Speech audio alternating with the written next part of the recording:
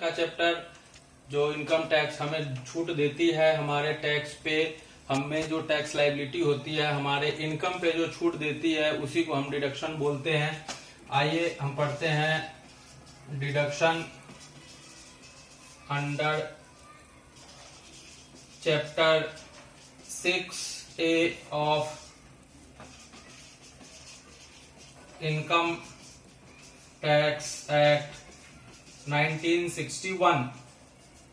Students, ये chapter 6A बनाया गया है इंडिविजुअल को और कंपनियों को। जो डिडक्शन आप लेना चाहते हैं, जिसमें आप एलिजिबल हैं, वो डिडक्शन आप ले सकते हैं। सरकार ने इसकी कुछ लिमिटेशंस दी हैं, या कह सकते हैं अपर लिमिट दी है, जहां तक आप छूट ले सकते हैं। इसके अंतर्गत सेक्शन 80C से लेकर 80U तक डिडक्शंस के सेक्शंस बनाए गए हैं, जिसमें आप अपनी छूट ले सकते हैं। आपकी इनकम के ऊपर आप छूट ले सकते हैं। ये छूट, इसको भी डिवाइड किया गया है। जैसे एक सेक्शन 80C है, सेक्शन 80C ये इंडिविजुअल के लिए बनाया गया है।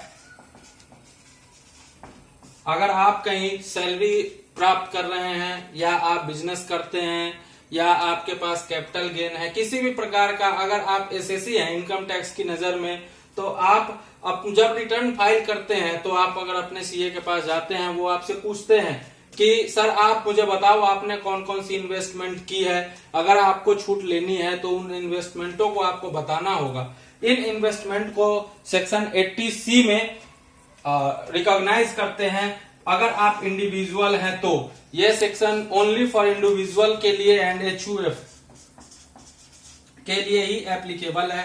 और इसके अंतर्गत काफी चीजें आती हैं। जैसे पहला नंबर है लाइफ इंश्योरेंस पॉलिसी।